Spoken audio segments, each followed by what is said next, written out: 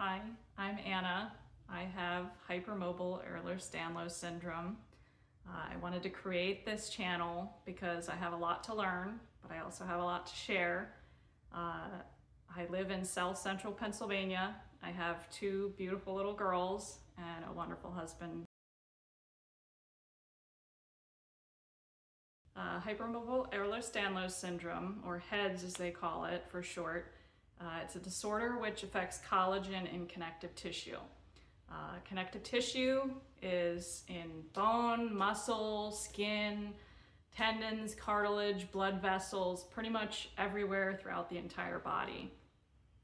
Every case is different from patient to patient, and it seems like most doctors don't know very much about this syndrome beyond that it has stretchy skin and loose joints or dislocations associated.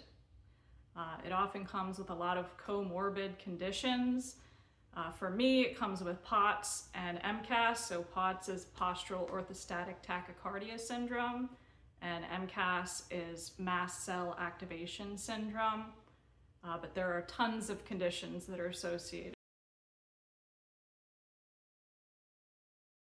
I had a relatively normal childhood. I did have a lot of bowel issues. I also didn't like participating in things like chorus because you'd be standing still for long periods of time, especially in the hot lights with chorus. I always was known for having a red face when I would exercise, when I was stressed, or when I was standing still for long periods of time. It would even get red. I probably have some right now. As a teen, I developed a lot of abdominal related pain and issues that now I know is due to the endometriosis and ovarian cysts that I had. We did get it under control using birth control, at least at that period of my life. I always had hip pain as well, so things like the mile and school was always really hard for me. I experienced more of my symptoms as an adult. I started having, at about the age of 20, I started having gastroparesis, and that was basically a condition where my stomach would not move as fast as normal. So for me, my stomach would basically stop and then I would vomit. So I did get that under control with diet, eating smaller meals more frequently. But then I went on to have two terrible pregnancies. I had hyperemesis gravidarum both times, so that is extreme morning sickness is what they call it. So that was very difficult.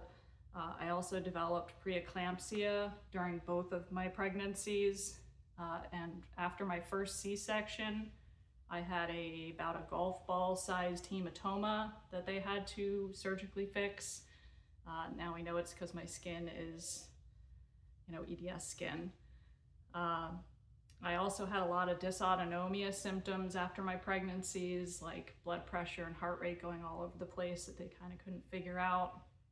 It took a long time after those pregnancies to stabilize those symptoms. They never fully went away, but they stabilized. That was obviously due to the POTS that I have.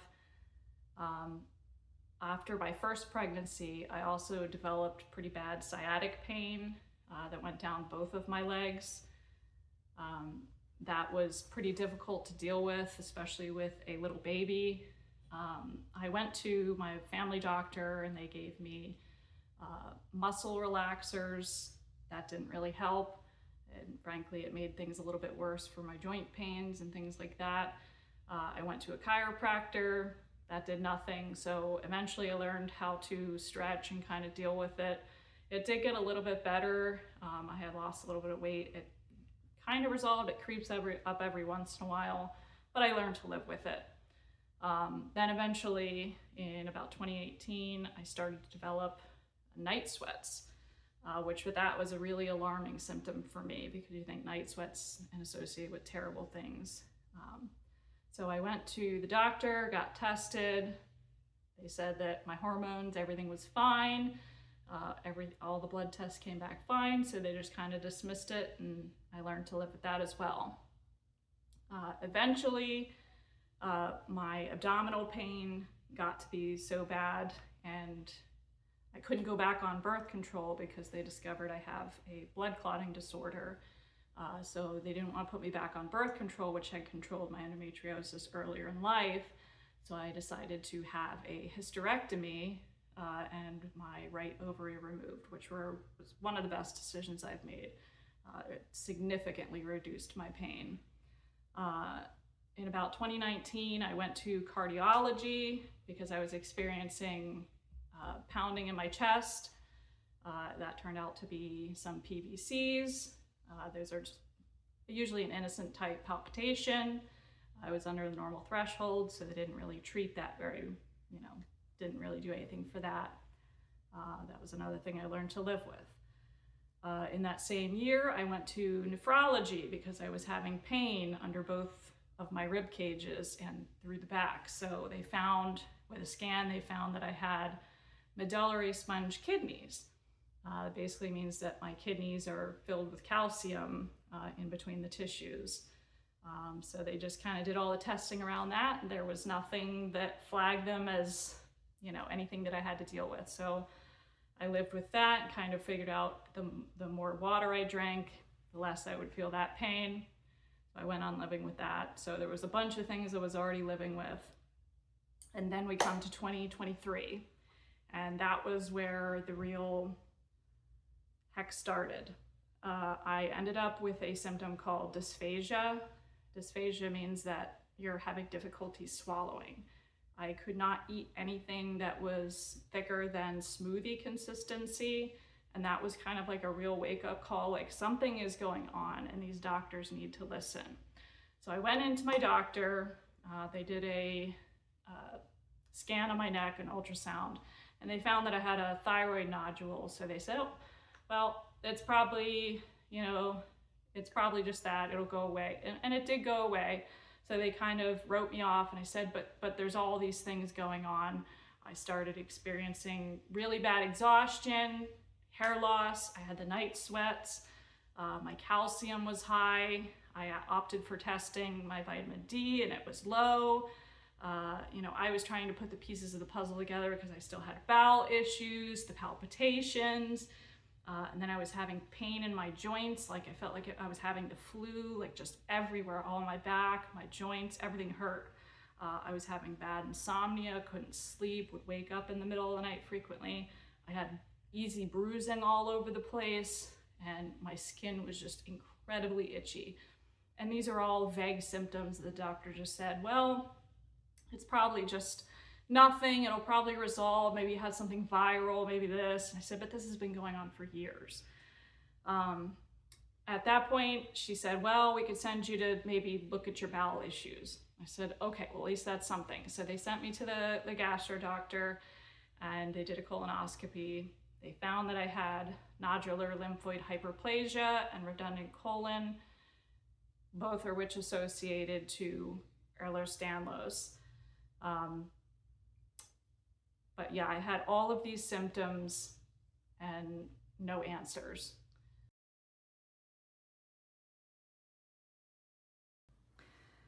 So I had all these questions for years and years, and in January 2024, I finally figured out.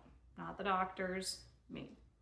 After scouring medical journals, Googling, all of my smaller diagnoses like the nodular lymphoid hyperplasia and the medullary sponge kidney, I tried putting those pieces of the puzzle together, and eventually I figured out that it was EDS. I kept seeing it over and over again in these medical journals, and I kept thinking the same thing, that, the knowledge that most doctors have, which is the stretchy skin and the loose joints, and kept ruling it out, but I just kept seeing it over and over again. So I finally thought about it, and then I looked deeper into it, and I said, this is me. This is me to a T.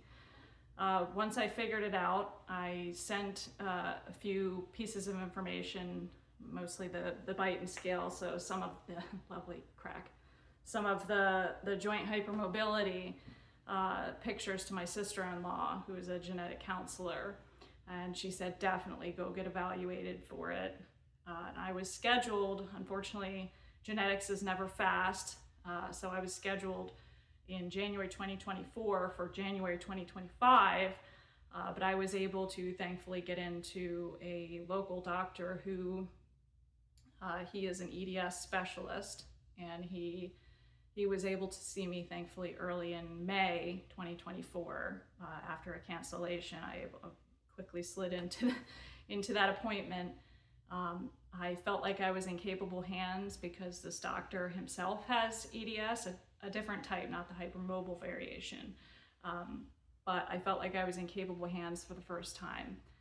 And after seeing this doctor, he diagnosed me with the EDS, POTS, and the mcas, and I finally had my answer.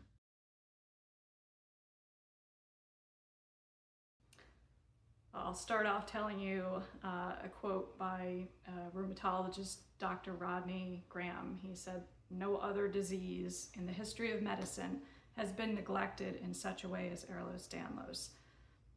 My sister-in-law said it's treated as the leprosy of modern medicine. Nobody actually wants to deal with it.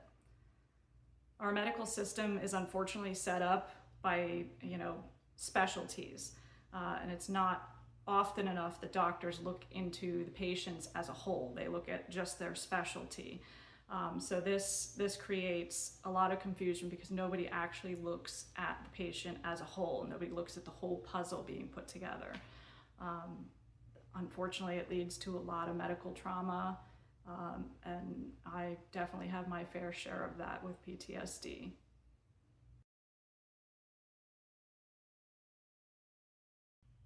Well, the big thing on the horizon is that they just had a promising study that there are potential biomarkers found in the blood.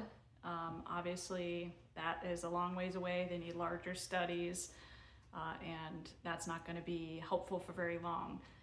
What is really needed is that family doctors need to learn more about these types of systemic diseases. There's not one doctor that they can pass off to for a specialty to help figure this out or to help EDS patients. They need to recognize the signs associated to EDS. Also, specialists should be knowledgeable in, what's associated to EDS in their specialty. So, nephrology could know that medullary sponge kidney is associated, or that gastro could know that redundant colon or nodular lymphoid hyperplasia are associated to EDS. It takes nothing to ask them to do a basic bite and scale or to ask them if they've been evaluated for a connective tissue disorder. It shouldn't have taken me 36 years to get a diagnosis to put this all together. And it definitely shouldn't have been me to be the one with zero medical training to figure this out. Everybody in the EDS group all echo this sentiment as well. Most patients, unfortunately, have to find the support they need in the online community. The online community is where everybody's getting their information and their support, figuring out which doctors actually are EDS literate. The only person in the medical system that actually helped me was the doctor that diagnosed me, mostly because he knows what it's like. He also put me into the hands of an awesome PT to help with some of those issues. All the other help that I've received have been from Facebook and YouTube. The Facebook groups are absolutely wonderful. Any question you could have, you can usually find on there, and you can ask when you have what seemingly is a weird question. This is a complete failure of our medical system and unfortunately the EDS patients are the ones who are bearing the brunt of that problem and that burden. If you're on a chronic illness journey or an EDS journey, I hear you, I feel you, I am right there with you.